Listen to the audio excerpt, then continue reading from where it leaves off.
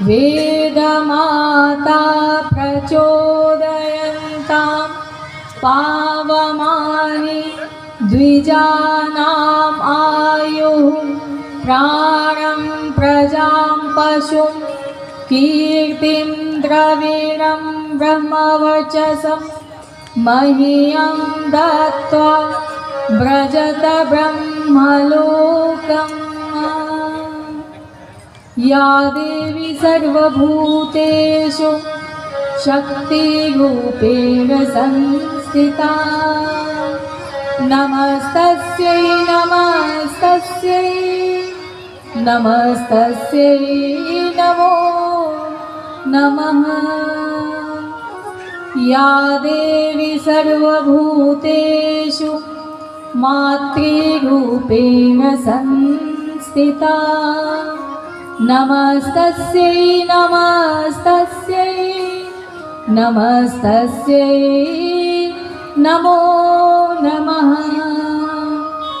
या देवी सर्वभूतेषु दयारूपेण संस्थिता नमस्तस्यै नमस्तस्यै नमस्तस्यै नमो नमः।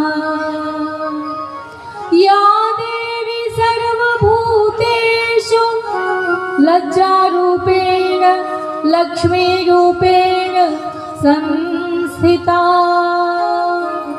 नमस्तस्यै नमस्तस्यै नमस्तस्यै नमो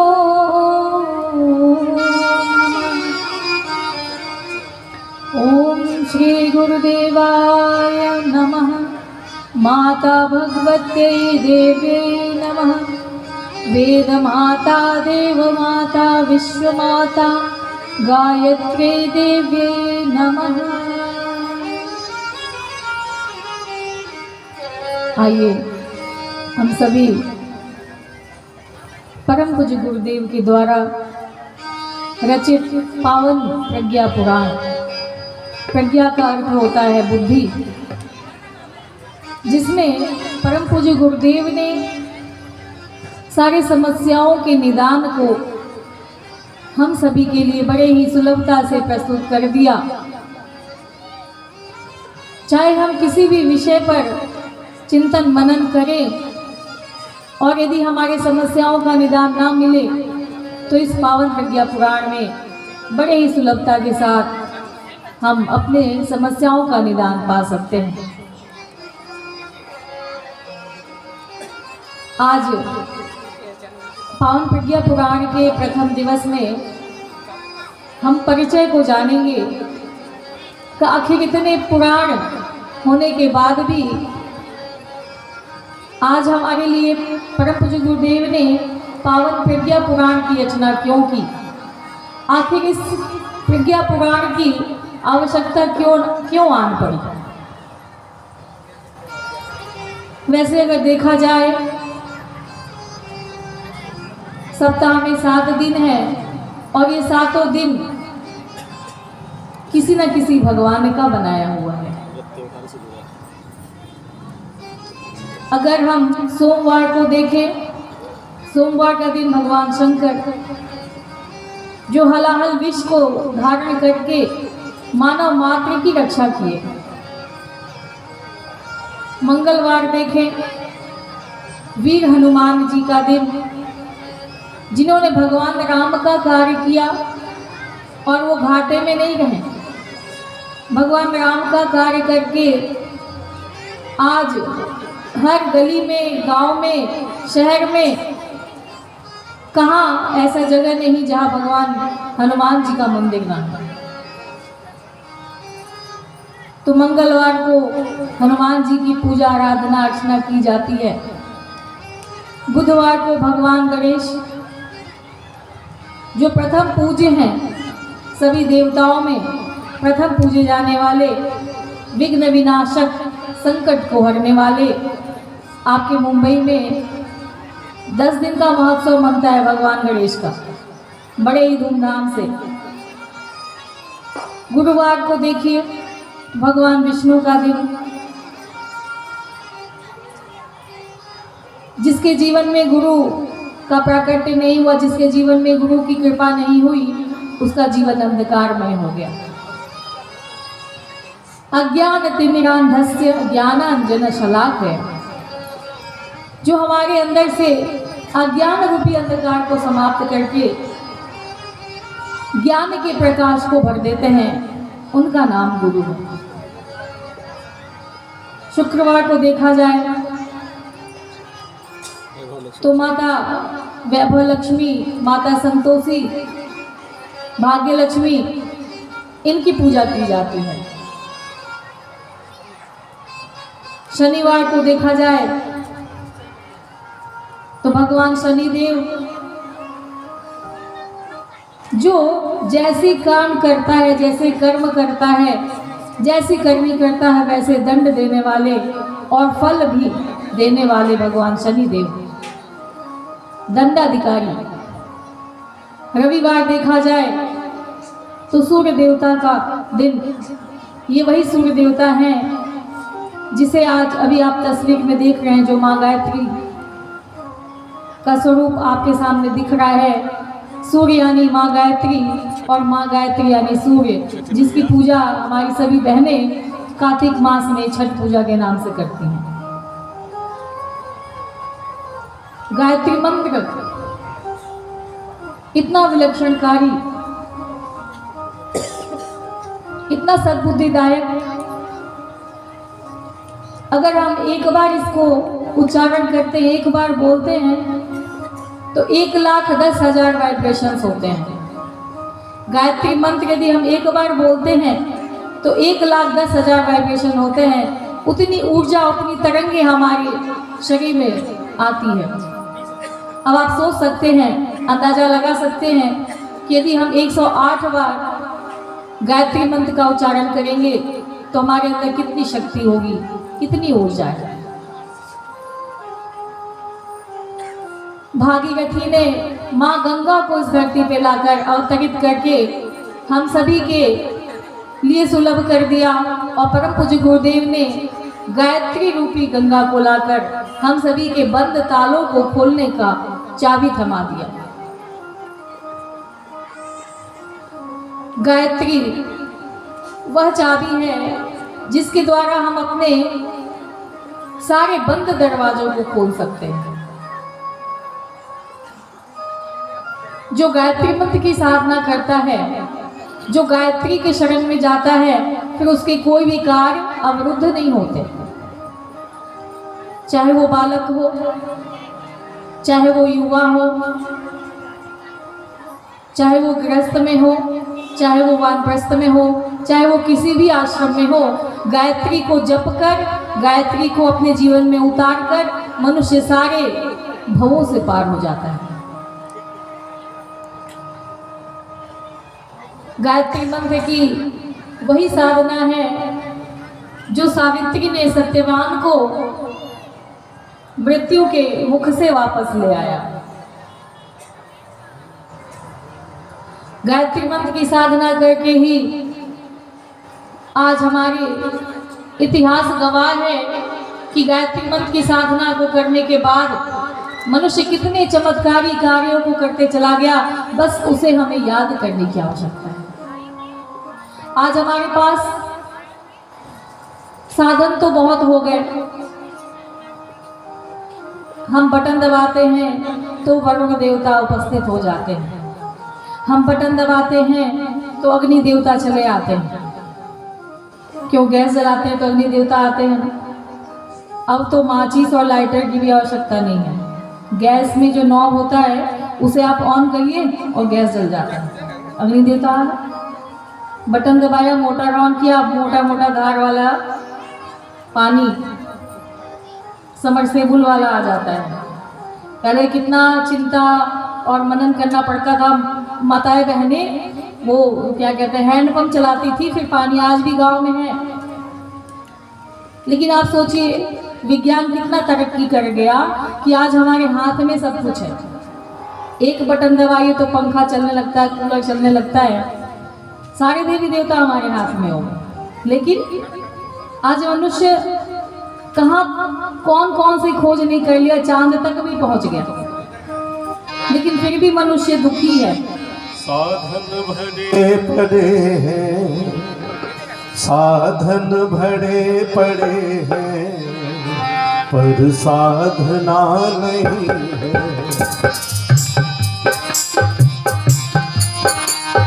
साधन भरे पड़े हैं, पर साधना नहीं है।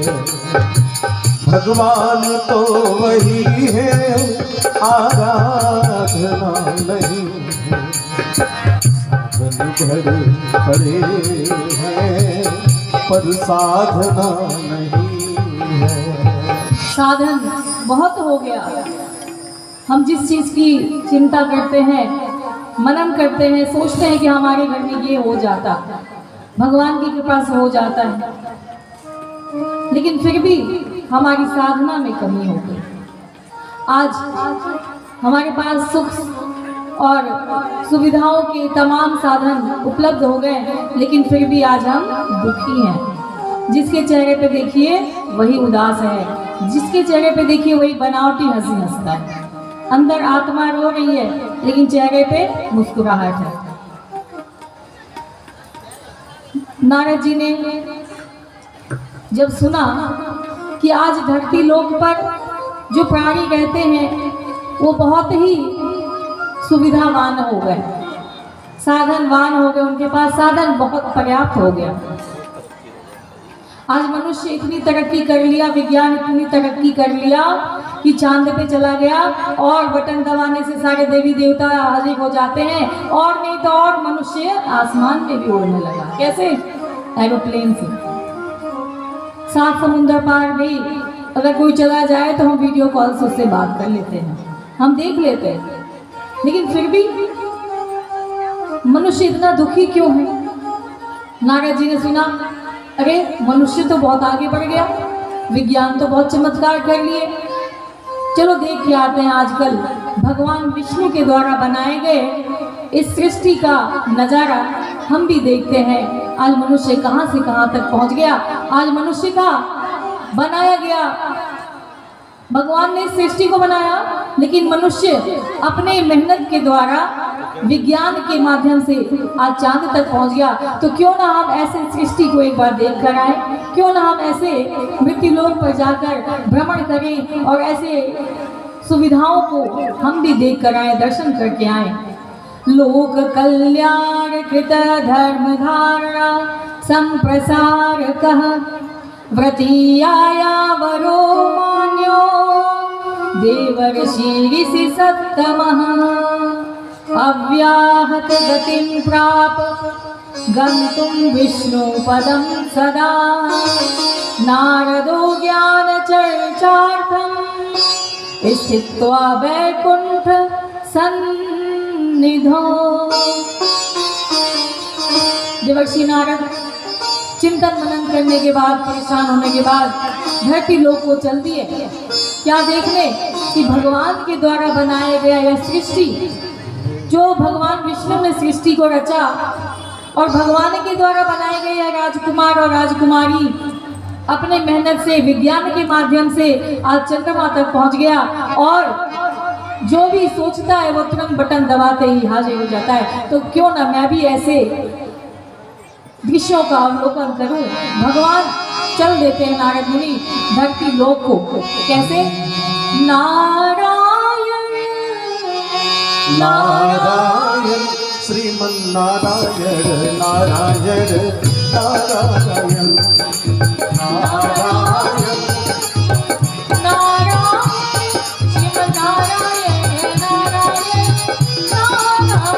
नारद जी के साथ हम लोग भी गान करें। नारायण नारायण श्रीमन नारायण नारायण नारायण। बोलिए।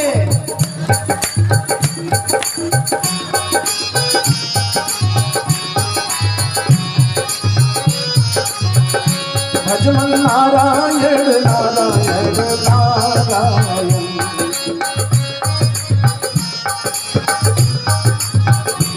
लक्ष्मी नारायण नारायण लक्ष्मी नारायण श्रीमन नारायण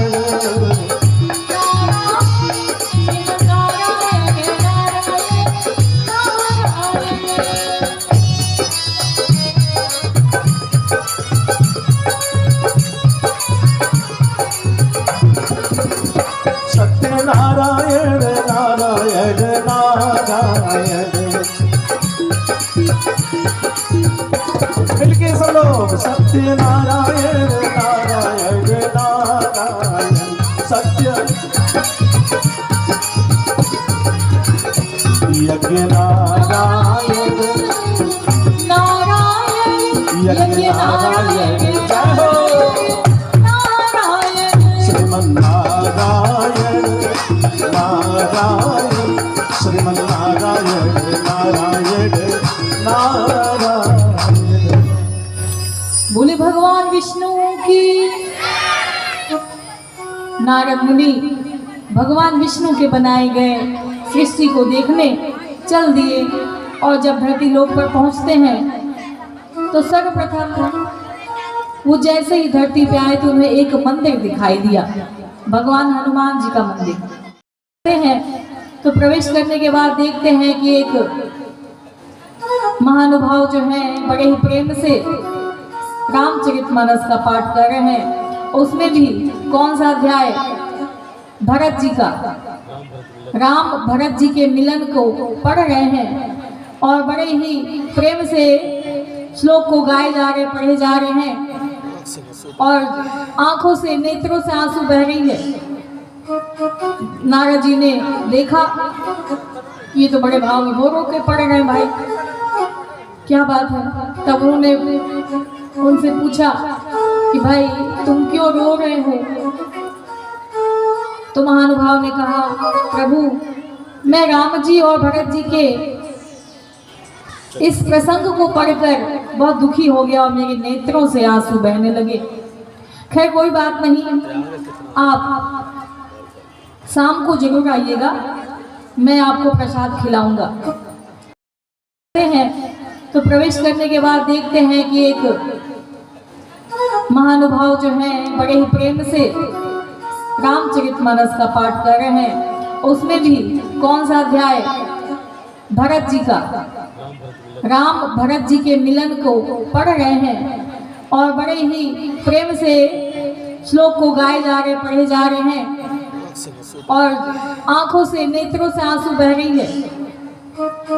नारद जी ने देखा ये तो बड़े भाव में रो के पढ़ रहे हैं, भाई क्या बात है। तब उन्होंने उनसे पूछा कि भाई तुम क्यों रो रहे हो? तो महानुभाव ने कहा, प्रभु मैं राम जी और भरत जी के इस प्रसंग को पढ़कर बहुत दुखी हो गया और मेरे नेत्रों से आंसू बहने लगे। खैर कोई बात नहीं, आप शाम को जरूर आइएगा, मैं आपको प्रसाद खिलाऊंगा। क्या फायदा जब हम अपने भाई के ऊपर ही मुकदमा करेंगे। राम जी और भरत जी के अंदर ऐसे आदर्श थे जिसको हम अपने जीवन में उतार ले तो कभी भाई भाई में लड़ाई ना हो, झगड़ा ना हो। उनके समय में तो जो राज्यपाट था वो गेंद बन गया, ठुकरा दिया राम जी ने कि भरत तुम संभालना, और भरत जी ने ठुकरा दिया कि भैया मैं तुम्हारे बिना नहीं देख सकता। और उस मंदिर में जो महानुभाव पढ़ रहे थे, राम और भरत के चरित्र को पढ़ रहे थे, उन्होंने एक गज जमीन के लिए अपने भाई पे मुकदमा कर दिया और कहा नारद जी से कि शाम को आप जरूर आइएगा, अगर मैं जीत गया तो आपको लड्डू खिलाऊंगा। मैंने हनुमान जी से प्रार्थना किया है कि प्रभु आज मैं जा रहा हूँ, मेरी तारीख है, और अगर मैं जीत गया तो मैं आपको लड्डू खिलाऊंगा। नारद जी बड़े परेशान हुए सुन के। हाय रे मनुष्य, पढ़ रहा है रामचरितमानस और उसमें भी भाई भाई का प्रसंग, और भगवान के उस प्रेम को पढ़कर भी इसके अंदर वो प्रेम जगी नहीं, ये तो और क्रोधी बन गया, ये तो और ईर्ष्यालु झगड़ालू बन गया। ये देखकर नारद जी दुखी हो गए। फिर जब निकलते हैं मंदिर से, हमें निज धर्म पर चलना सिखाती रोज रामायण। हमें निज धर्म पर चलना सिखाती रोज रामायण। सदा शुभ आचरण करना, सदा शुभ आचरण करना सिखाती रोज रामायण। हमें चलना सिखाती रोज रामायण।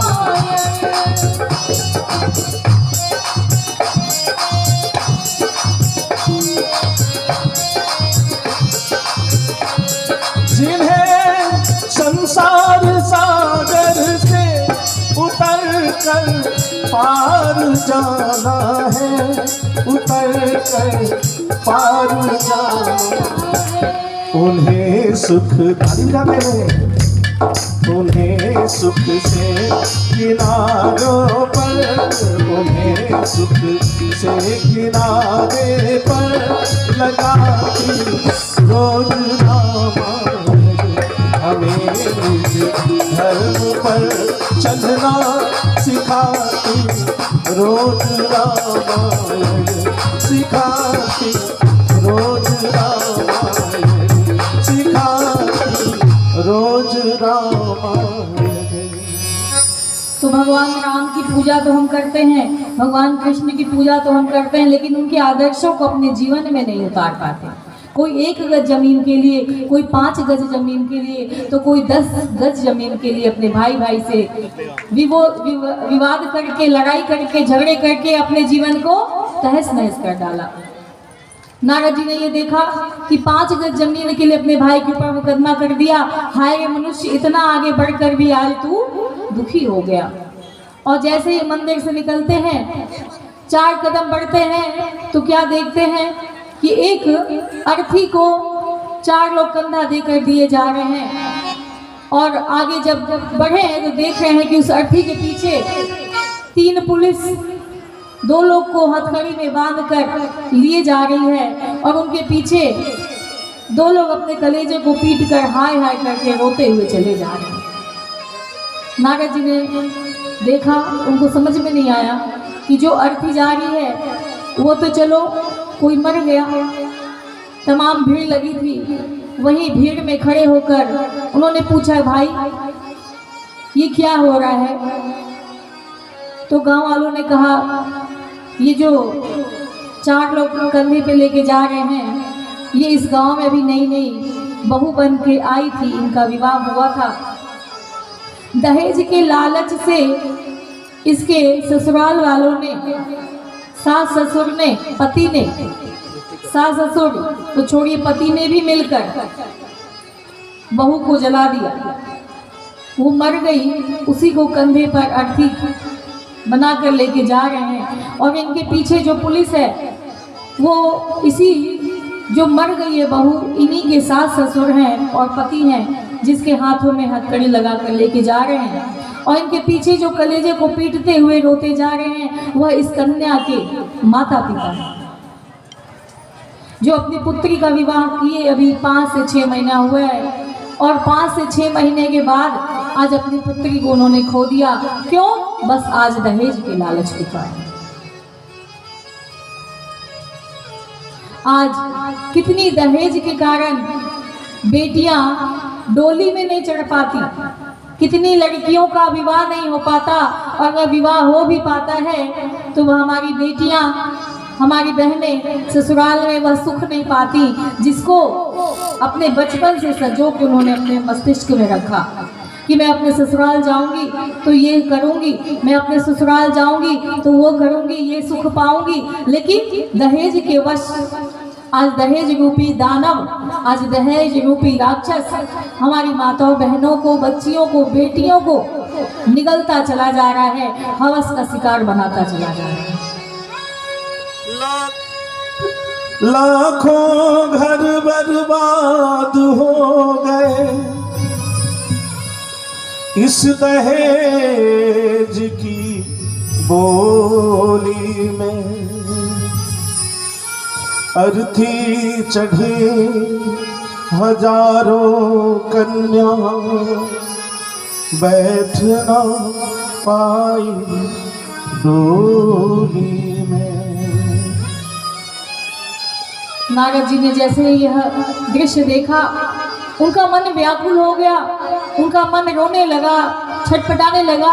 हे भगवान, आपने जो इतनी सुंदर सृष्टि बनाई, आपने जो अपना यह बागीचा लगाया, इस बागीचे में दहेज रूपी कीड़ा लग गया, इस बागीचे में पाप रूपी कीड़ा लग गया, इस बागीचे में भ्रष्टाचार रूपी कीड़ा लग गया, और यह आपका बगीचा फलने फूलने के बजाय आज नष्ट होता चला जा रहा है। उनके मन में वेदना उठ गई, वह दुखी हो गए, परेशान हो गए, हैरान हो गए, और मन में इच्छा जगी कि मैं कब भगवान के पास पहुंच जाऊं और कब भगवान से इन सारी समस्याओं का निदान मांगूं। देवर्षि नारद कहीं भी ज्यादा देर तक रुकते नहीं थे, क्योंकि देवर्षि नारद सतत इसी प्रयास में रहते थे कि कैसे मानव मात्र के कल्याण के लिए और क्या कर सकूं मैं, कैसे करूं, क्या करूं, कौन से कार्य करूं जिससे प्राणियों का कल्याण हो, जिससे प्राणी मात्र में प्रसन्नता की लहर दौड़ती रहे। और प्राणियों को दुखी देखकर देवर्षि नारद दुखी हो गए, और इन सारे दृश्यों को देखने के बाद मन व्याकुल हुआ, और चल देते हैं भगवान विष्णु के लोक, और विष्णु धाम जाते हैं भगवान का संकीर्तन करते हुए। आइए हम सभी भगवान का संकीर्तन देवर्षि नारद के साथ साथ करते हैं। नारायण नारायण श्रीमन नारायण, नारायण नारायण, दिल के बोलिए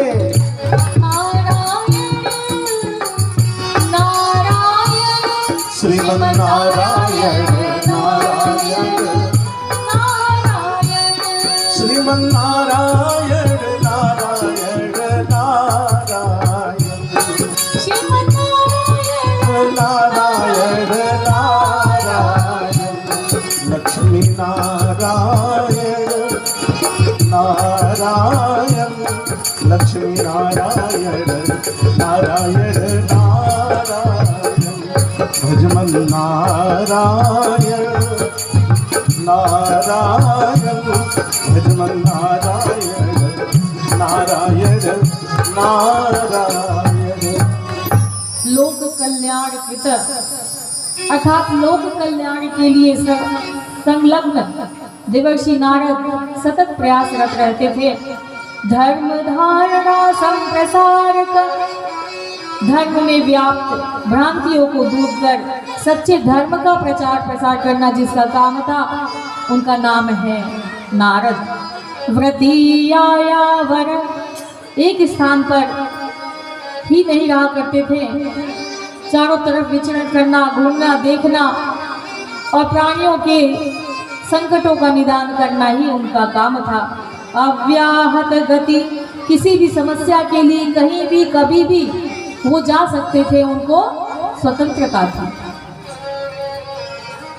और जैसे ही भगवान विष्णु के पास पहुंचते हैं, भगवान ने उनको देखा, उनको नमन किया, बिठाया और तब पूछा कि नारद जी क्या बात है, आज आप इतने दुखी क्यों दिखाई दे रहे हैं, और इस बार आप किस लिए आए, कैसे आना हुआ, आपके मस्तक पे ये चिंता की लकीरें क्यों दिखाई दे रही हैं, आज आप बहुत दुखी दिखाई दे रहे हैं। देवर्षि नारद ने भगवान से कहा, प्रभु सचमुच स्वतंत्र विवेक बुद्धि ही व्यक्ति को दो मार्गों पर आत्मिक प्रगति तथा भौतिक समृद्धि के चयन, अनुपयोग और दुरुपयोग को सिखाता है। और जब इन बातों को भगवान ने सुना तो उन्होंने कहा, नारद जी आज आप बहुत दुखी और आप गहन चिंता में पड़े हुए हैं, आखिर क्या बात है। हंसकर पूछा तब श्री हरि ने, कहिए ऋषि कैसे आए हैं, कहिए ऋषि कैसे आए हैं, कहिए ऋषि कैसे आए है। कहाँ कहाँ प्रभु भ्रमण किया है, कहाँ कहाँ पर भ्रमण किया और क्या संदेशा लाए हैं। कहाँ कहाँ पर किया और क्या संदेशा लाए हैं। कहाँ कहाँ पर भ्रमण किया और क्या संदेशा लाए हैं। कुछ दुखी दिखाई देते हो, मुखमंडल क्यों मुरझाया है। हे नारद जी, अरे कुछ दुखी दिखाई देते हो, मुखमंडल क्यों मुरझाया है। मुखमंडल क्यों मुरझाया है। विनोद के लिए पूछते हैं भगवान, क्या कहीं स्वयंवर है फिर से। नारद जी, क्या कहीं स्वयंवर है फिर से, शादी को मन ललचाया है। क्या कहीं स्वयंवर है फिर से, शादी को मन ललचाया है। क्या कहीं स्वयंवर है फिर से, शादी को जी ललचाया। अब भगवान ने सोचा कि नारद जी आज बड़े दुखी दिखाई दे रहे हैं, क्यों ना थोड़ा इनको हंसाया जाए और क्यों ना इनको हंसाने के लिए कुछ ऐसे विनोद किए जाए, कोई हास्यप्रद बात बोली जाए जिससे नारद मुनि के चेहरे पे थोड़े मुस्कान की छटा छा जाए। तब विनोद करते हुए हंसाने के लिए प्रभु ने कहा, क्या फिर से कहीं स्वयंवर का पता चला है, क्या कहीं फिर से आपको स्वयंवर में जाना है। देवर्षि नारद ने जब ये बात सुनी तो उन्होंने कहा, प्रभु आप तो सब कुछ जानते हैं, आप अंतर्यामी हो, आप सब जानते हुए भी मेरे साथ यह परिहास कर रहे हैं। क्या आपको नहीं पता कि आज आपकी बनाई गई जो सृष्टि है, जो आपका यह सृष्टि क्रीड़ा स्थल है, ये जो सृष्टि है भगवान विष्णु का क्रीड़ा स्थल है। और आपकी बनाई गई इस सृष्टि को आज पाप रूपी, अत्याचार रूपी, भ्रष्टाचार रूपी दानव निगलता चला जा रहा है। इतने पाप बढ़ गए हैं, जितना छोटा युग का नाम होता था ना, उतने बड़े राक्षसों का नाम होता था। महिषासुर, रावण, कृष्ण और कलयुग, ये हमारे इस युग का नाम है, कलयुग। और इस कलयुग में कौन सा राक्षस है? 4 कलयुग, 4 अक्षर से बना है ना कलयुग। लेकिन इस कलयुग में जो राक्षस, उसका बड़ा ही छोटा नाम है। और पता है वह राक्षस कहाँ है? हम सभी के अंदर बैठा है। कलयुग रूपी इस युग में जो राक्षस है वह है मैं, अहंकार। कलयुग में मैं रूपी राक्षस सभी के अंदर बैठ गया। मैंने तो घर बनवा दिया 4 तल्ला, एक ही नहीं 4 बनवा दिए। मेरे पास एक गाड़ी नहीं 5 गाड़ियां हैं और हर साल मैं बदलता हूँ, इसको बेच कर नया लेता हूँ। मैंने किया, मैंने इतना बड़ा यज्ञ करा दिया। मैंने अपने बच्चों को पढ़ा लिखा कर डॉक्टर, इंजीनियर, प्रोफेसर, पायलट बना दिया। मैंने इतने खेत लिखवा दिए। ये मैं, और जिसको मैं हो जाता है, अहंकार हो जाता है, उसका फिर भगवान भला करे। अहंकार को भगवान ग्रहण करते हैं। अहंकार भगवान का भोजन है। अगर कोई अच्छा कार्य हो गया तो बड़े खुश होते हैं, अरे मैंने तो कर दिया, मैंने किया। ये नहीं पता कि ये पहले से ही पूर्व निर्धारित है। जो कुछ भी होता है अच्छा या बुरा, वो पूर्व निर्धारित है। वो भगवान नहीं करते, हम नहीं करते। और यदि कोई थोड़ा सा गड़बड़ हो गया काम, तो तुरंत इतनी सारी बातों भगवान को सुना देते हैं कि मैंने आपको इतना फूल चढ़ाया, इतने माला पहनाया, इतना घी का दीपक जलाया, इतने महंगे मिष्ठान भोग लगाए, इसीलिए कि आज तो मेरा काम बिगाड़ दे। भगवान को इतना सुना देते हैं। और जब भगवान के मंदिर में जाते हैं इतनी लंबी लिस्ट लेकर, और 2 रुपए का मिश्री इलायची दाना चढ़ा देते हैं, और लंबा सा लिस्ट जिसमें 2 लाख 20 लाख का डिमांड किया जाता है। अरे हमें तो भगवान के सामने जाकर मांगना भी नहीं आता। जब हम भगवान के संतान हैं, जब हम भगवान के बनाए गए राजकुमार राजकुमारी हैं, भगवान ने हमें इतना बलशाली और इतना, मनुष्य का जन्म पता है कितना महंगा होता है। मनुष्य के जन्म को पाने के लिए भगवान भी लालायित होते हैं और मनुष्य का जन्म भगवान को भी नहीं मिल पाता। और इतना यह कीमती मनुष्य का तन देकर भेज दिया, फिर भी हम जो है अपने मुख को लटकाए बैठे रहते हैं। देवर्षि नारद ने भगवान से बोला, प्रभु आपके बनाए गए इस सृष्टि को क्या हो गया? आज भाई भाई को देखकर नहीं जीते, एक दूसरे के खून के प्यासे हुए रहते हैं। आज अत्याचार इतना बढ़ गया कि शिक्षा के क्षेत्र में भी आप जाकर देखिए तो बच्चों का भविष्य इतने अंधकार में हो गया कि आज बच्चों को हिंदी आता ही नहीं। अगर किसी बच्चे से कहा जाए बेटा 80 85 96 मेरा नंबर लिखो, आंटी जी हिंदी में नहीं इंग्लिश में बोलिए ना। आज बच्चों को हिंदी नहीं आता बोलना लिखना पढ़ना। क्यों? क्योंकि आज बच्चे इंग्लिश मीडियम में जाने लगे, जहाँ पर बताया जाता है गुड मॉर्निंग सर, बच्चे ने कहा, मैडम भी बोल दी गुड मॉर्निंग, सर ने भी बोल दिया गुड मॉर्निंग, दोनों गुड मॉर्निंग लगा खत्म। कहीं सिखाया ही नहीं जाता कि सुबह उठने के बाद अपने माता पिता का चरण स्पर्श करो, कहीं सिखाया ही नहीं जाता। आज अगर आप किसी बच्चे को प्रसाद देते हैं ना तो बच्चे को पता ही नहीं किस हाथ में लेना है, बाएं में लेना है कि दाएं में लेना है। आज बच्चे को यही नहीं पता कि हमारी कुल देवी कौन है, लेकिन और सारी बातें पता है। और सारी बातों का मतलब जितने भी एक्ट्रेस हैं फिल्मी दुनिया के, उनका नाम पता है। और अगर कोई भी नया न्यूज आता है ना तुरंत बच्चों को पता चल जाता है, आपको नहीं पता रहेगा, मम्मी पता है आज ये हुआ। और सबसे बड़ी बात तो ये है कि बच्चों को ये नहीं बताते कि आपको अपने घर में अपनी मम्मी को मम्मी नहीं बोलना, क्या बोलना है? माँ। समय लगता है तो माँ बोलो ना।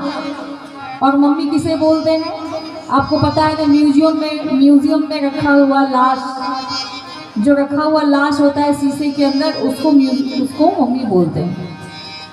तो मम्मी को तो मार दिया। और पापा किसे बोलते हैं?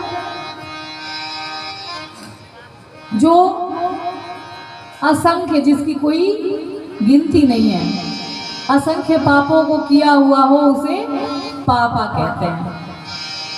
तो जब हम अपने पिताजी को पापा बोलेंगे और माँ को मम्मी बोलेंगे तो हमारे अंदर वह संस्कृति, वह सभ्यता, वह संस्कार कहाँ से आएगा? एक गाय के बछड़े को भी देख लीजिए तो वो क्या बोलता है? माँ। और माँ में कितना अच्छा, कितना ममत्व झलकता है। माँ बोलते ही प्रेम, ममता, दुलार, समता, ये सब झलकने लगता है माँ बोलते ही। क्योंकि माँ के अंदर ही ये सारे गुण भगवान ने ही कूट कूट कर भर दिए। प्रेम, दया, करुणा, ममता, वात्सल्य, त्याग, दुलार, ये सारे गुण हैं माँ के। आज बच्चों का भविष्य अंधकार में होते चला जा रहा है। बच्चों को पढ़ना नहीं आ रहा, बच्चों को चलना नहीं आ रहा, बच्चों को भोजन करना नहीं आ रहा। देवर्षि नारद ने हर बातों को भगवान को बताया कि आज आपके बनाए गए इस सृष्टि को क्या हो गया। आज आपके बनाई हुई सृष्टि को दीमक लग गया, खाता चला जा रहा है, खोखला बन गया है आपका यह सृष्टि। जो फुलवारी बनता था, जो फूल खिलते थे, मुस्कुराते थे, आज आपकी सृष्टि समाप्त होने के कगार पे आ गई। आदमी को खल रहा है, आदमी मरुस्थल सा जल रहा है, आदमी दूसरों का कौर मुंह से छीन कर आजकल में पल रहा है, आदमी की शक्ल से अब डर रहा है, आदमी ही मरता है और मार रहा है आदमी।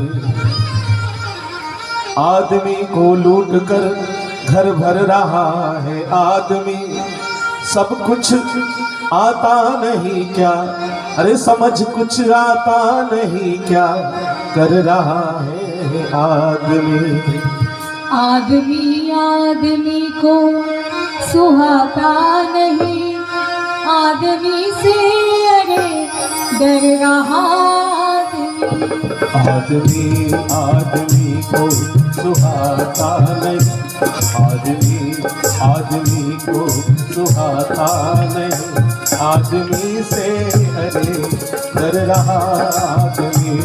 आदमी आदमी को सुहाता नहीं, आदमी से अरे डर रहा आदमी। हाल इतना बुरा है कि विश्वास भी, हाल इतना बुरा है कि विश्वास भी आदमी पर नहीं कर रहा, आदमी आदमी पर नहीं कर रहा आदमी।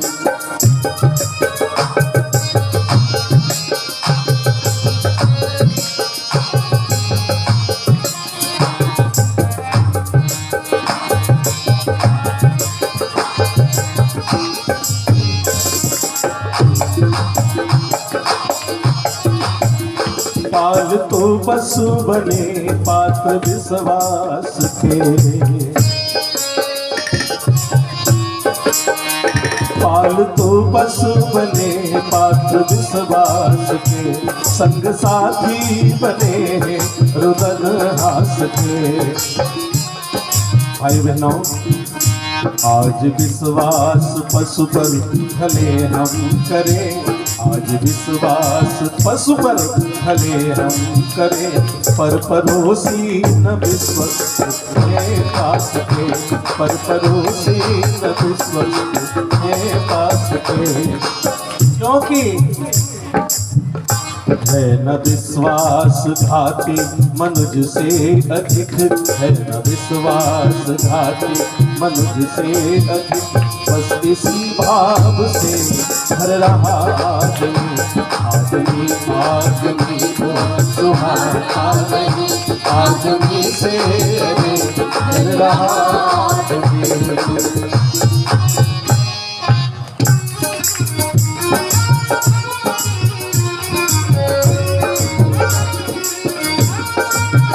ऐ मनुज किस पतन गर्त में खो गया,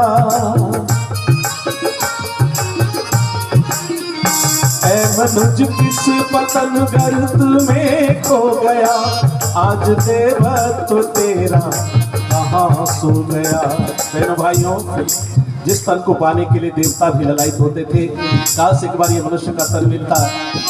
उस मनुष्य को तन को पा करके हम सब यूं ही गवाते चले जा रहे हैं। देवता भी तरसते थे जिस देव को, देवता भी तरसते थे जिस देव को, उस मनुज देव को आज क्या हो गया। आदमी आदमी को सुहाता नहीं, आदमी से डर रहा आदमी।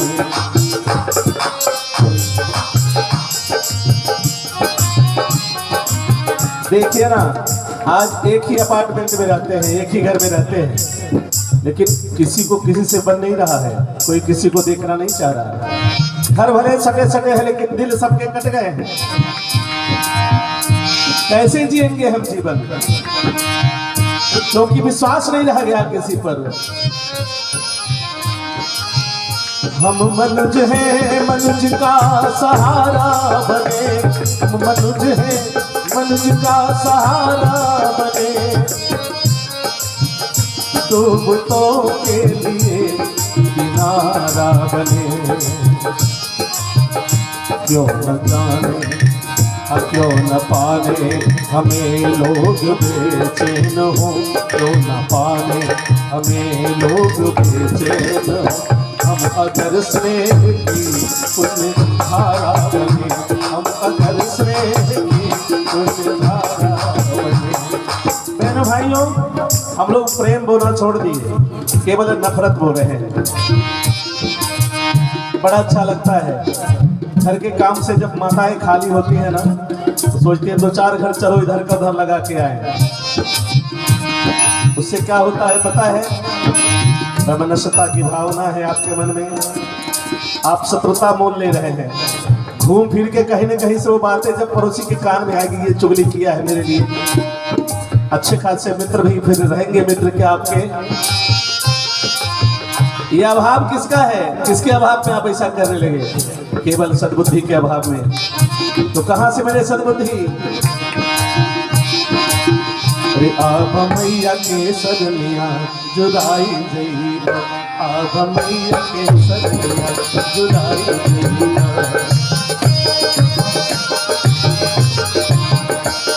जुदाई जइबा हो, जुदाई जइबा हो, जुदाई जइबा, आब मैया के सजनिया।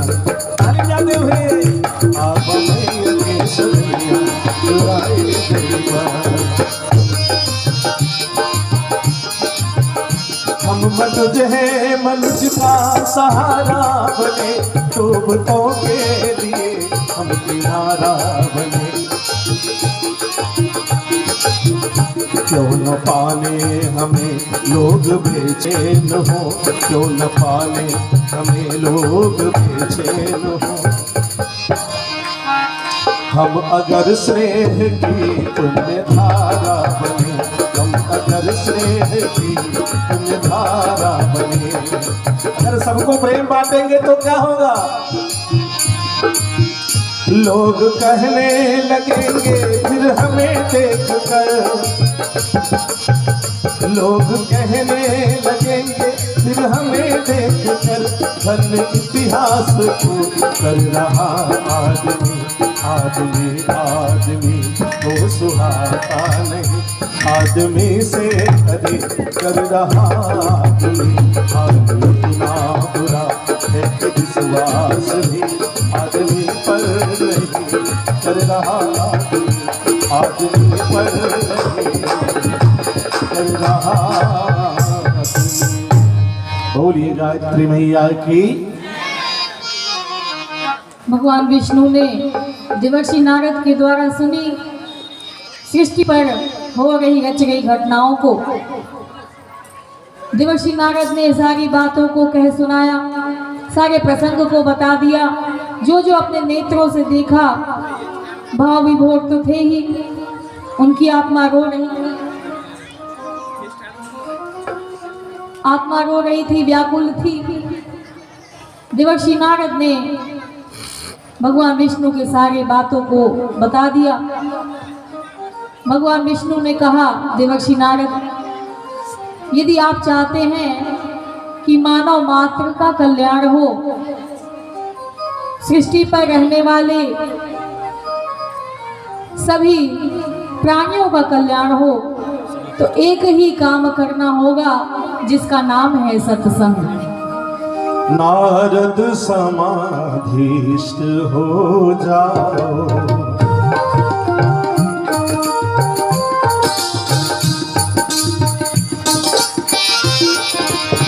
नारद समाधिष्ठ हो जाओ, युग का समाधान फिर पाओ, युग का समाधान फिर पाओ। लो प्रज्ञा पुराण ले जाओ, लो प्रज्ञा पुराण ले जाओ, प्रज्ञा पुत्रों को समझाओ, प्रज्ञा पुत्रों को समझाओ। नारद समाधिष्ठ हो जाओ, नारद समाधिष्ठ हो जाओ। देवर्षि नारद को भगवान विष्णु ने कहा, यदि आप चाहते हैं कि मानव मात्र का कल्याण हो, प्राणी मात्र का कल्याण हो और जनमानस में फिर से ये सारी परेशानियां समाप्त होकर फिर से खुशियों का लहर अगर दौड़ पड़े, अगर आप ऐसा चाहते हैं, अगर आप कल्याण करना चाहते हैं, तो यह प्रज्ञा पुराण ले जाइए और सत्संग के माध्यम से संतों के संग में रहकर प्राणी मात्र को यह संदेश दीजिए। देवर्षि नारद ने कहा, प्रज्ञा पुराण सत्संग ये क्या होता है भाई? आखिर 18 पुराण होने के बाद यह 19वां पुराण पावन प्रज्ञा पुराण की आवश्यकता क्यों आन पड़ी? और सत्संग क्या होता है? सत्संग क्या होता है? जैसे ही भगवान विष्णु ने सुना, भगवान विष्णु ने कहा, तुम्हारे 2 प्रश्न हैं। पहला प्रश्न है कि यह प्रज्ञा पुराण की आवश्यकता क्यों आन पड़ी? 18 पुराण के बाद यह 19वां पुराण क्यों? और दूसरा प्रश्न है कि सत्संग क्या होता है? भगवान ने कहा, नारद जी, अगर मेरे सिर में दर्द है तो डॉक्टर आपको सिर दर्द की दवा देगा, बुखार की दवा नहीं देगा। और यदि आपको बुखार है तो वह बुखार की दवा देगा, पेट दर्द की दवा नहीं देगा। जैसी बीमारी वैसा इलाज होता है। और अगर छोटी मोटी बीमारी है तो छोटे मोटे दवा से काम चल सकता है। बुखार है तो पैरासीटामोल दे दो, सिप्ला दे दो, आपकी बुखार उतर जाएंगे। अगर जख्म हो गया बड़ा और वह बिना चीरा लगाए समाप्त नहीं होगा तो डॉक्टर को चीरा भी लगाना पड़ता है। तो जैसा समय वैसा निदान। कलयुग में यह प्रज्ञा पुराण ही मात्र उपाय है जनमानस के कल्याण के लिए। कलयुग केवल नाम आधारा, कलयुग केवल नाम आधारा, सुमिर सुमिर जन उतरहि पारा, सुमिर सुमिर नर उतरहि पारा, कलयुग केवल नाम आधारा। कलयुग केवल नाम आधारा। इस कलयुग के समय में हमारे पास समय नहीं है। सुबह उठने के बाद सोने तक हम चलते ही रहते हैं, चलते ही रहते हैं, चलते ही रहते हैं। फिर हम भगवान का पूजा कैसे करेंगे? हम सत्संग में कैसे जाएंगे? और संतों का सेवा कैसे करेंगे? तो कह दिया कि कलयुग केवल नाम आधारा, सुमिर सुमिर नर उतरहि पारा। भोजन बनाते समय, भोजन करते समय, स्नान करते समय, पति देव को भोजन खिलाते समय, पति देव की सेवा करते समय, सास ससुर की सेवा करते समय बस भगवान का नाम लीजिए, भगवान का संकीर्तन कीजिए। ओम भूर्भुवः स्वः तत्सवितुर्वरेण्यं भर्गो देवस्य धीमहि धियो यो नः प्रचोदयात्। ओम बोलिए ना, जिनको आता सभी लोग बोले। भर्गो देवस्य धीमहि धियो यो नः प्रचोदयात्। ओम भूर्भुवः स्वः तत्सवितुर्वरेण्यं भर्गो देवस्य धीमहि धियो यो नः प्रचोदयात्। भूर्भुवः स्वः तत्सवितुर्वरेण्यं भर्गो देवस्य धीमहि धियो यो नः प्रचोदयात्। ओम भूर्भुवः स्वः तत्सवितुर्वरेण्यं भर्गो देवस्य धीमहि धियो यो नः। भक्तों को वह वरदान देती है जो हमारे मन में चलता है। जो गायत्री साधक होता है, अपने मन में यदि चिंता मात्र, यदि चिंतन मनन कर लिया कि मुझे इस चीज की आवश्यकता है ना, उसके मुख तक वो आता नहीं, वो पूरा हो जाता है। जो गायत्री के साधक होंगे इस बात को अनुभव किए होंगे, करते हैं। जो गायत्री की साधना करते हैं उनकी सारी मनोकामना माँ गायत्री पूरी करती चली जाती हैं। लेकिन शर्त इतना ही है कि माँ की साधना, माँ की अर्चना, माँ की पूजा तन मन से करें, भाव से करें, क्योंकि भगवान भाव के भूखे होते हैं। भगवान को किसी वस्तु की आवश्यकता नहीं होती, भगवान भाव के भूखे होते हैं। भगवान की भावना से, सच्चे मन से, सच्चे दिल से अपने अंतरात्मा को खाली करके, खाली मतलब जो हमारे अंदर पूरा कचरा भरा है ना, ईर्ष्या, द्वेष, जलन, पूरन, एक दूसरे को देखकर हम जलते। अरे बगल वाली तो बड़ा अच्छा साड़ी पहनी। बोलिए गायत्री माता की, सांचे दरबार की, फटे अखबार की। हाँ, फटे अखबार की जय। बातचीत में रहेंगे तो यही सब बोलेंगे। बातचीत होते रहता है ना, बातचीत होते रहता है। और जैसे ही बोला गया बोले जय, हाँ किसी की भी जय बोल दो, बस जय बोल दो। ध्यान इधर, बिल्कुल इधर, बातचीत नहीं। जो बात करता है कथा में पता है ना, बताए थे क्या होता है कथा में बात करने वाले के साथ क्या होता है पता है? आदमी वो ही कौआ होता है, आदमी वो ही कौआ होता है। कथा में जो, सत्संग में जो बातें करता है, आदमी वो ही कौआ होता है, आदमी वो ही कौआ होता है। अगला जन्म कौआ का मिलेगा, किसी के छत पर जाके बोलेंगे मारो ढेला रे, उड़ाओ, भगा देगा, बैठने भी नहीं देगा। बातचीत रही बिल्कुल शांत। बोलिए गायत्री माता की। अब आप सोच ली कौआ बनना है क्या बनना है,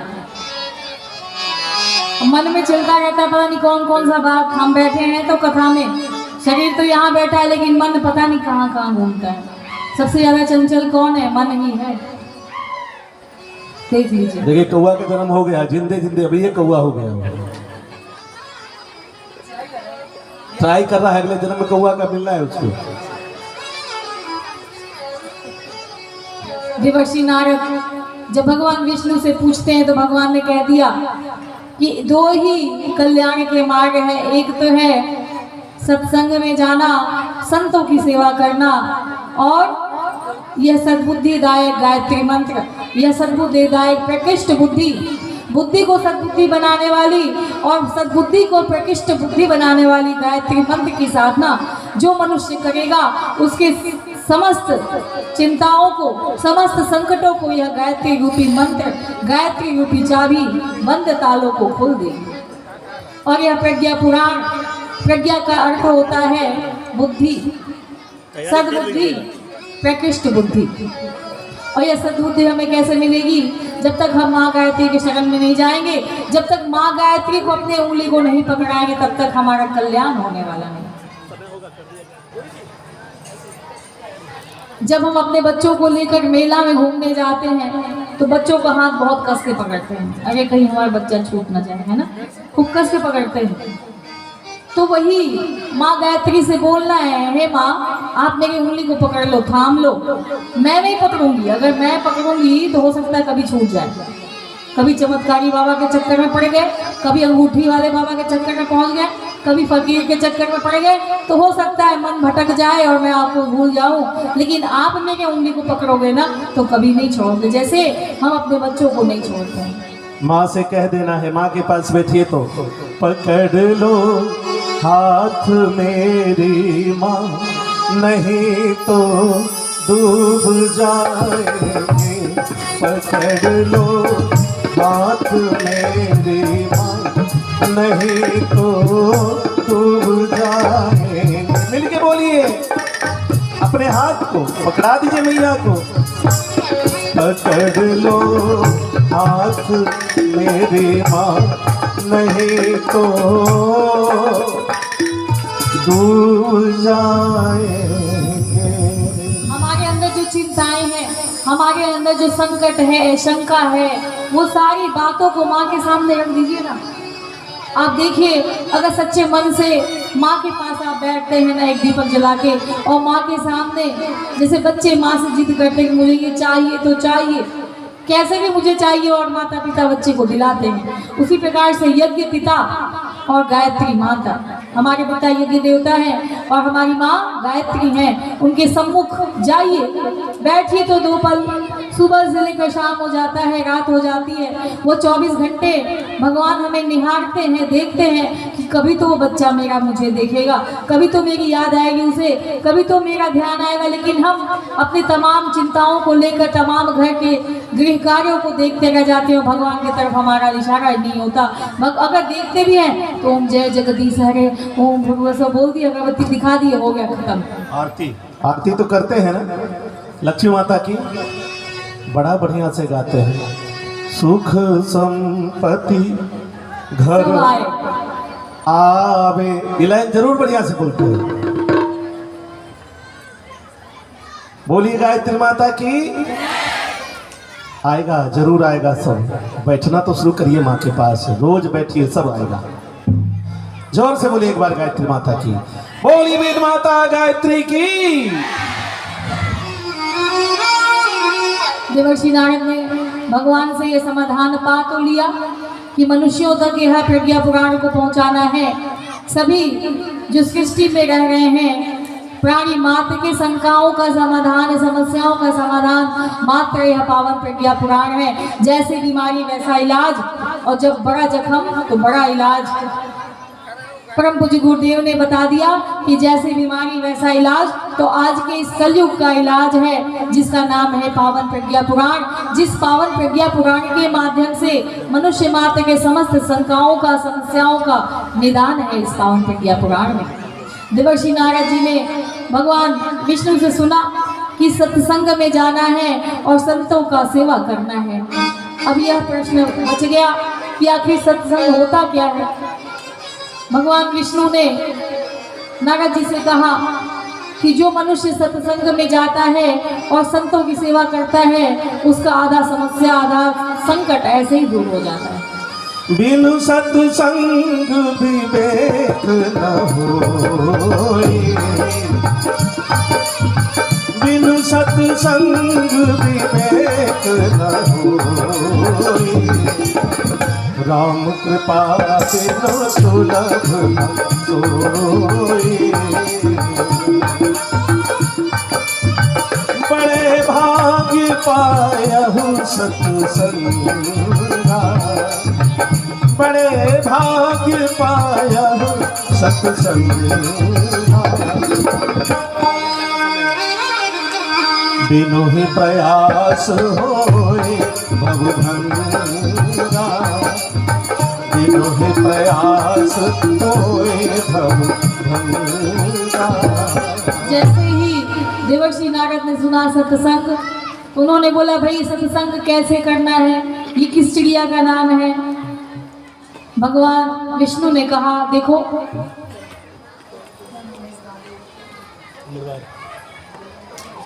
भगवान विष्णु ने देवर्षि नारद से कहा पृथ्वी लोक पर जाओ, एक मुरवाड़ नाम का जगह है जहाँ एक नाली में एक कीड़ा जो है रेंग रहा है, और उस नाली के कीड़े से जाके पूछना कि भैया कीड़ा महाराज सत्संग क्या होता है, मुझे बता दो।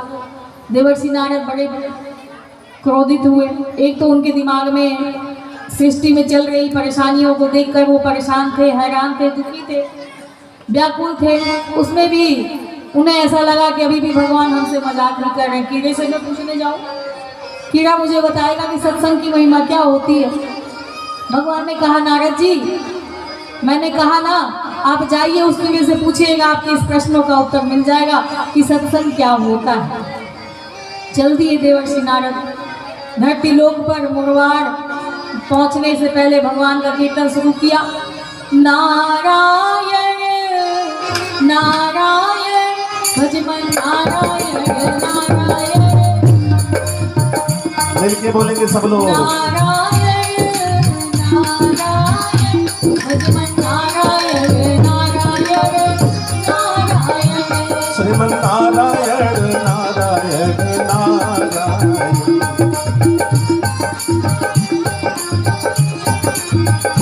लक्ष्मी नारायण नारायण, लक्ष्मी नारायण नारायण नारायण। भगवान का नाम लेते हुए, संकीर्तन करते हुए देवर्षि नारद मुरवाड़ पहुंच गए धरती लोक पर। और जैसे ही पहुंचे चारों तरफ देखा कि धर नाली है। भाई भगवान ने कहा था कि नाली में जो कीड़ा है वो रेंग रहा है, और उस कीड़े से आप पूछिएगा कि सत्संग की महिमा क्या होती है। और उस कीड़े के पास पहुंच गए देवर्षि नारद। पहुंचते ही जब वो बैठे हैं तंबूरा लेकर और हाथ में नारायण नारायण करते पहुंचे, बैठकर देखा उन्होंने कीड़े महाराज रेंग रहे नाली में। देवर्षि नारद ने कहा ओ कीड़े महाराज, क्या हाल चाल है भाई, बड़े मस्ती में हो। कीड़े ने देवर्षि नारद की तरफ मुख ऐसे मोड़कर देखा, और जैसे ही संत का दर्शन हो गया तभी देवर्षि नारद ने कहा ओ कीड़े महाराज, जरा सत्संग की महिमा जैसे ही सत्संग बोला वह कीड़ा रेंगना बंद कर दिया। अब देवर्षि नारद बड़े हैरान हो गए, परेशान हो गए कि अरे अभी तो मैंने पूछा ही था कि सत्संग की महिमा बोला ही नहीं कि ये चलना फिरना बंद कर दिया, रेंगना इसका बंद हो गया। अभी तो ये अच्छा खासा चल रहा था, क्या हो गया? अब वो क्या करें, किससे पूछे, क्या करें, कैसे बोले? कितने बार उन्होंने कहा ओ कीड़े महाराज, ओ कीड़े महाराज, लेकिन कीड़ा तो कुछ बोल ही नहीं रहा, कोई गतिविधि ही नहीं। अब देवर्षि नारद बड़े परेशान हो गए और परेशान होकर फिर से विष्णु लोग भगवान के धाम पहुंचे और वहां पहुंचकर उन्होंने भगवान विष्णु से कहा कि हे प्रभु, आपने तो मुझे धरती लोक पर मुरवाड़ में भेजा कि वहाँ एक नाली है, नाली में कीड़ा है, उससे तुम पूछना। मैं जैसे ही पूछने गया, पूछने से पहले तो वो अच्छा खासा रेंग रहा था और जैसे ही मैंने कहा ओ कीड़े महाराज, सत्संग की महिमा क्या होती है, जैसे ही मैंने बोला सत्संग की महिमा, वह कीड़ा चलना फिरना बंद कर दिया, रेंगना बंद कर दिया, उसका तो राम नाम। अब आप बताइए कि मैं सत्संग की महिमा किससे पूछूं? अब मुझे कौन बताएगा सत्संग की महिमा क्या होती है? भगवान विष्णु ने कहा नारद जी, इस बार आप मुरवाड़ में जाइएगा और वहां बगल में ही एक कुतिया ने अपने पिल्लों को जन्म दिया है, 2 पिल्ले हुए हैं उसमें। अब देवर्षि नारद बोले क्या प्रभु, आपको क्यों मजाक सूझ रहा है? कभी आप कीड़े से बोलते हैं पूछने को, कभी आप कुत्ते से बोलते, कभी पिल्ले से बोलते। अब मेरा यही दिन रह गया है कि मैं कीड़े और कुत्तों से पूछता चलूं। भगवान विष्णु ने कहा देवर्षि नारद, इस बार आपकी इस समस्या का निदान अवश्य हो जाएगा, इस बार आपके इस प्रश्न का उत्तर आपको अवश्य मिल जाएगा। आप जाइए और उस पिल्लों से पूछिएगा, पिल्ले से, कि भाई सत्संग की महिमा क्या होती है। अब देवर्षि नारद ने जब सुना, चलिए मुझे तो जानना है, मुझे तो पता करना है भाई सत्संग की महिमा क्या होती है। चलती है धरती लोग फिर से नारायण नारायण भजमन नारायण नारायण।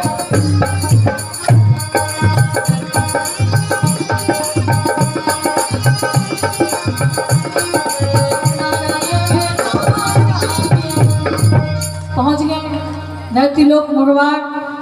जब देखा है तो एक कुतिया ने बड़े सुंदर 2 पिल्लों को जन्म दिया है और दोनों पिल्ले अपने माँ से चिपक के सोए हुए हैं। देवर्षि नारद ने कहा अगर मैं अभी इसके पास जाता हूँ तो कुतिया मुझे काट खाएगी, अच्छा हो जाएगा, भगवान ने मुझे बड़ा फेरा में डाल दिया, अब क्या करूँ। तभी देवर्षि नारद ने एक माया से रोटी उत्पन्न किया और उसे विपरीत दिशा में फेंक दिया। कुतिया रोटी को देखते ही दौड़ी और जैसे ही वो गई, नारद जी पहुंच गए पिल्ले के पास। पिल्ले के पास पहुंचते ही कहा अरे ओ पिल्ले महाराज, भाई तुम मत जाना, तुम मेरे प्रश्नों का उत्तर दे देना, मेरे समस्या का निदान बता देना। और कहते हैं पिल्ले महाराज ये बताओ कि सत्संग की महिमा क्या होती है। अब जैसे ही उन्होंने कहा, उनके पूछने के पहले तक तो वो पिल्ले अपने माँ के जाने की वजह से आवाज कर रहे थे, शोरगुल कर रहे थे, चल रहे थे, थोड़ा बहुत हिल रहे थे, डुल रहे थे। लेकिन जैसे ही भगवान देवर्षि नारद ने कहा कि सत्संग की महिमा क्या होती है, जैसे ही पिल्लों ने आंख खोल के देखा, संत का दर्शन हुआ, सत्संग का नाम कान में पड़ा, उनका भी हो गया राम नाम सत्य। देवर्षि नारद बड़े परेशान कि मैंने कीड़े से पूछा वो भी चला गया, इससे पूछा ये भी चला गया, पिल्ला भी गया, कीड़ा भी गया, अब मैं क्या करूं, किससे पूछूं? भगवान तो मुझे मेरा अच्छा परीक्षा ले रहे हैं, अब मुझे फिर से भगवान के पास जाना होगा। चल दिया नारायण नारायण भजमन नारायण नारायण नारायण।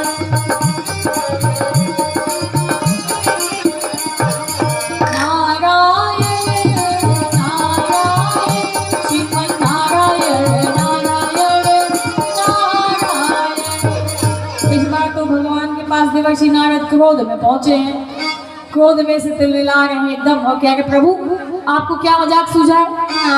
मैं तो सृष्टि में रहने वाले, स्मृति लोक पे रहने वाले तमाम प्राणियों के लिए मैं जिया करता हूँ और कैसे प्राणियों के संकट दूर हो, समस्याएं कैसे दूर हो, समस्याओं के निदान के लिए मैं आपके पास आता हूँ और आप मेरी ही परीक्षा लेने लगते हो। अब 2 बार एक ही सवाल के जवाब को पाने के लिए मुझे धरती लोक जाना पड़ा। इस बार भी वो पिल्ला चला गया। अब आप बताइए सत्संग की महिमा क्या होती, मैं किससे पूछने जाऊँ? और मैं इस बार किसी से पूछने नहीं जाऊंगा, इस बार तो मुझे आपसे ही जानना है, आप ही बताएंगे, मुझे कहीं नहीं जाना। देवर्षि नारद की बात को सुनकर भगवान विष्णु मुस्कुराए और बोले, नारद जी चिंता मत करिए, इस बार तो आपको आपके प्रश्नों का उत्तर अवश्य ही मिल जाएगा। जैसे ही उन्होंने सुना, नारद जी समझ गए ये फिर से कुछ गड़बड़ करने वाले हैं, ये फिर से मुझे कहीं भेजने वाले हैं। नहीं नहीं प्रभु, मैं इस बार कहीं जाने वाला नहीं, इस बार तो आप ही बताएंगे। देवर्षि नारद ने कह दिया, इस बार तो आप ही बताएंगे, मुझे कहीं नहीं जाना। भगवान ने कहा, देवर्षि नारद इस बार एक गौ माता ने अपने सुंदर से बछड़े को जन्म दिया है, यादव जी के घर जाइए। अब देवर्षि नारद ने कहा इस बार बछड़े को मारना है, अगर इस बार बछड़े को कुछ हुआ तो यादव जी मेरा डंडा से ले, डंडा दे डंडा, मेरा वही तमाम कर देंगे काम। भगवान ने कहा नहीं नहीं नारद जी, इस बार जाइए, आपके प्रश्नों का उत्तर अवश्य ही मिल जाएगा आपको। चल दिए भगवान की बात को सुनकर और भगवान का नाम लेते, संकीर्तन करते, गाते बजाते अपने तंबूरे को लेकर चल दिए। नारायण नारायण श्रीमन नारायण नारायण नारायण नारायण नारायण भजमन नारायण नारायण नारायण। खड़े हो गए यादव जी के घर के सामने और देख रहे हैं यादव जी गाय को भूसा दे रहे हैं, पानी दे रहे हैं, चारा हरा चारा दे रहे हैं, गौ की सेवा कर रहे हैं। और जब गौ को चारा पानी भूसा देकर अपने घर में अंदर प्रवेश किए, तब उन्होंने कहा अब इससे अच्छा समय नहीं मिलेगा, अब मुझे बछड़े के पास जाना होगा, क्योंकि अभी यादव जी घर में है। अगर बाहर रहेंगे और मैं बोलूंगा, मेरे बोलते अगर कुछ गड़बड़ हुआ तो यादव जी की लठ जो मेरे पर बरस जाएगी। और चल दिए उस बछड़े के पास गए। बछड़े ने देखा संत को, संत का दर्शन किया और जैसे ही दर्शन किया देवर्षि नारद ने कहा, बछड़े महाराज। बछड़ा ने बोला, वाह कैसे बोलता है छोटा सा बछड़ा, बड़ा प्यारा आवाज लगता है। और जैसे ही देवर्षि नारद ने कहा, बछड़े महाराज ये बताओ कि सत्संग की महिमा क्या होती है? बछड़ा बोला, बात काम खत्म, वही लड़खड़ा के गिर गया। देवर्षि नारद तो एकदम ठंडे हो गए जाड़े के दिन में, अब क्या करें? अभी तक तो ये सही था, बोल भी रहा था, पूंछ भी हिला रहा था, कान भी हिला रहा था, अचानक गिर गया। जल्दी भागो यहाँ से, अपना उठाए कमंडल और भाग चले, कहीं अगर यादव जी देखे तो मेरा भी काम तमाम यही हो जाएगा। भागे। नारायण नारायण नारायण नारायण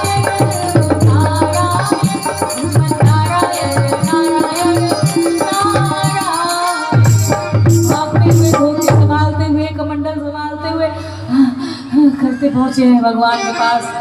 देवर्षि नारद को जैसे भगवान ने कहा, अरे नारद जी अरे रुको, थोड़ा ठंडी सांस तो ले लो, थोड़ा बैठ जाओ, पानी पी लो। क्या हो गया भाई, इतने व्याकुल क्या हो गया? प्रभु आप तो मेरी जान लेके रहेंगे, मैं आपसे एक प्रश्न को पूछने आया, आपने मुझे 3 बार 4 बार दौड़ा दिया, लेकिन अभी तक मेरी समस्या का समाधान नहीं हुआ, प्रश्न का उत्तर नहीं मिला, आप मेरी जान लेके रहोगे। प्रभु ने कहा, क्या हुआ नारद जी बताइए। देखिए मैं कीड़े से पूछा, कीड़ा चला गया, मैंने पिल्ले से पूछा, वो भी गया, बछड़े से पूछा, वो भी गया, अब बताइए मैं क्या करूं? भगवान ने कहा, नारद जी थोड़ा ठंडे से बैठ जाइए, ठंडे होके बैठ जाइए, आपकी समस्या का निदान अवश्य होगा, आपके प्रश्न का उत्तर अवश्य मिलेगा। इस बार आप नगर सेठ के घर जाइए, वहाँ सुंदर सा पुत्र उनके घर में जन्म लिया है। नारद जी जैसे सुने, नहीं नहीं महाराज, बाप रे मुझे नहीं जाना। अगर मैं वहां गया और मैं पूछा उसका भी राम नाम हो गया तो मैं क्या करूंगा? मुझे तो फांसी पे लटका दिया जाएगा, मैं बिल्कुल नहीं जाऊंगा। और इस बार तो मैं आपसे ही अपने प्रश्न का उत्तर लेके जाऊंगा और मुझे कहीं जाना नहीं है। मुझे पता है आप मुझे मारने का षड्यंत्र रच रहे हैं, आप ऐसे ही मना कर दीजिए।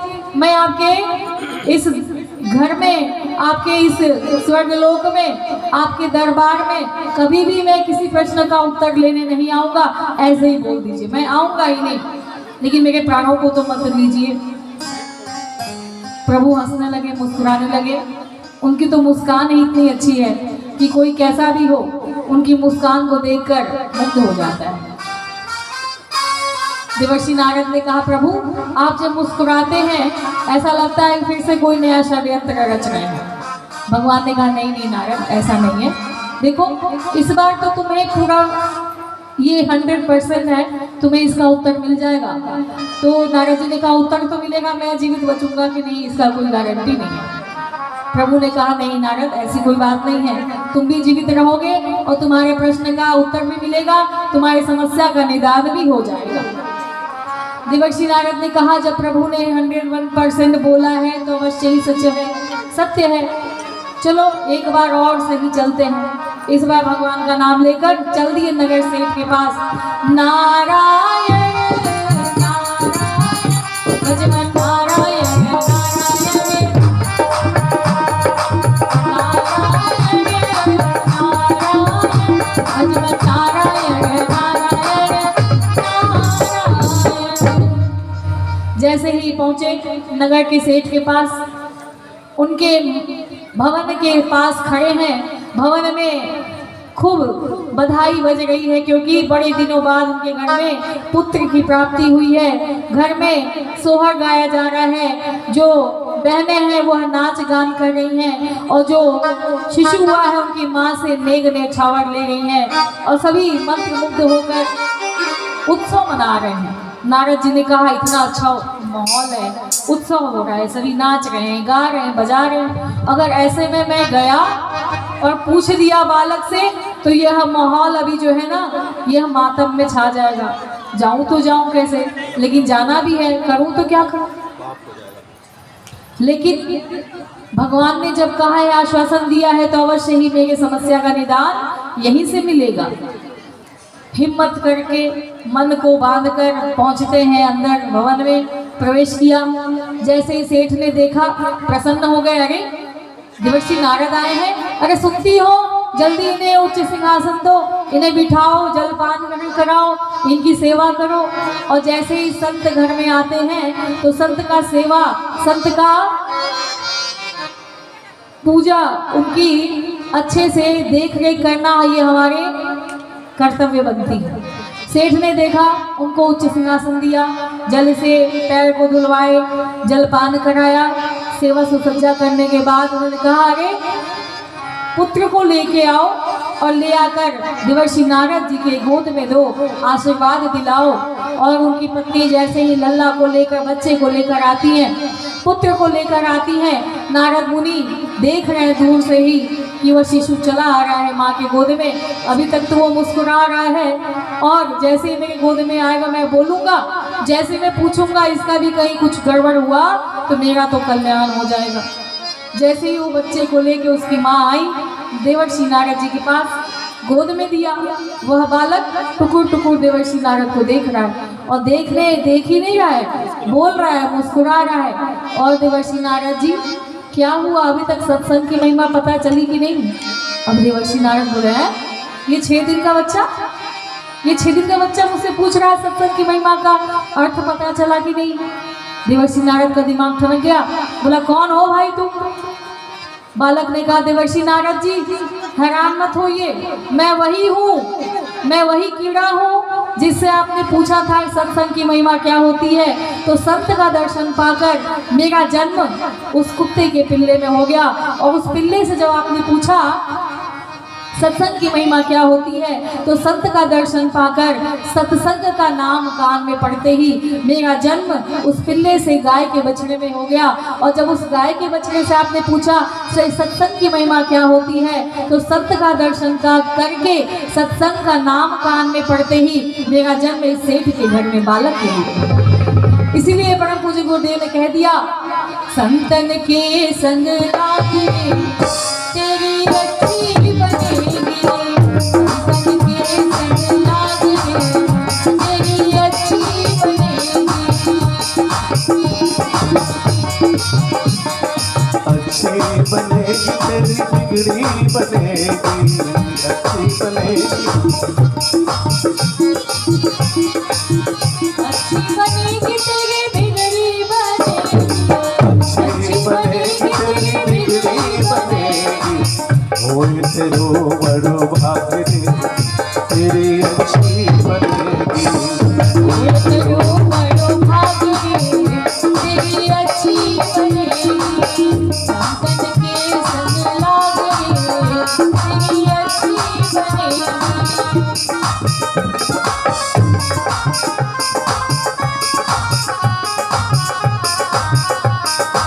ध्रुव जी की बन गई प्रहलाद जी की बन गई, ध्रुव जी की बन गई प्रहलाद जी की बन गई, ध्रुव जी की बन गई,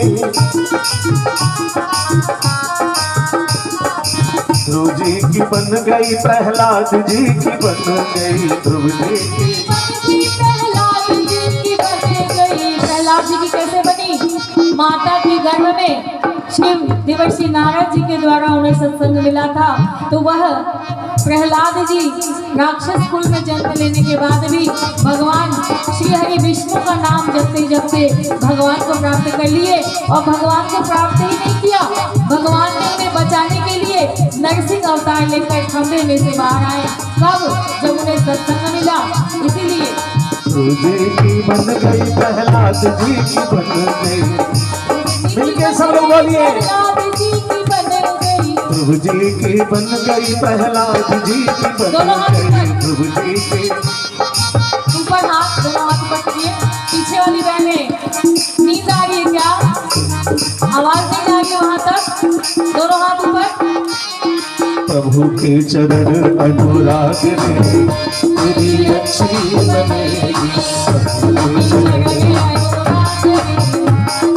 अच्छी बनेगी। संतन के संग लागे तेरी अच्छी बनेगी।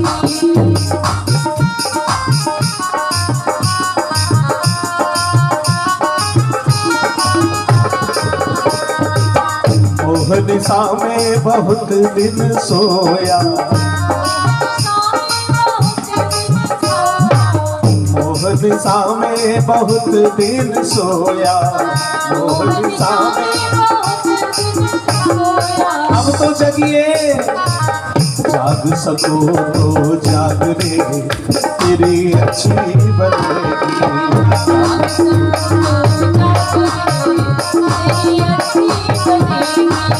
संतन के संग लागे तेरी। खड़े हो जाए सब लोग, खड़े हो जाए।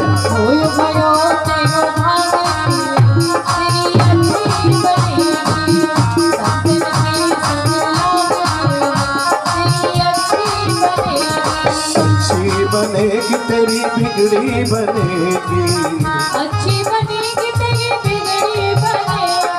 अच्छी बनेगी तेरी किस्मत जगेगी, अच्छी बनेगी तेरी किस्मत जगेगी। आगे तेरी अच्छी बनेगी।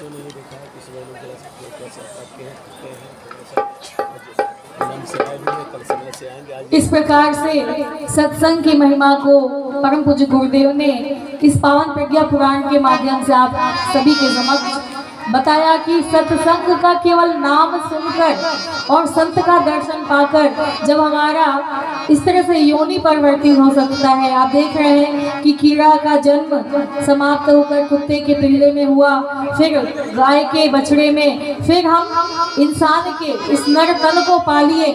और अगर केवल सत्संग का नाम से इतना परिवर्तन होता है तो हम यहाँ बैठकर भगवान के इस सत्संग को सुनेंगे तो हमारे जीवन में कितने परिवर्तन होंगे, इस बात को यहाँ दर्शाया गया।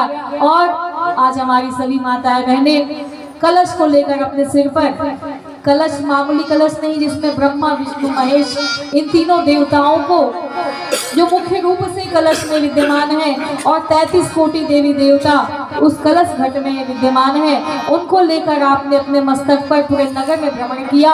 और आज सभी माताएं बहनें थकी हैं, पता नहीं किसी को भोजन मिला कि नहीं मिला, सभी धूप में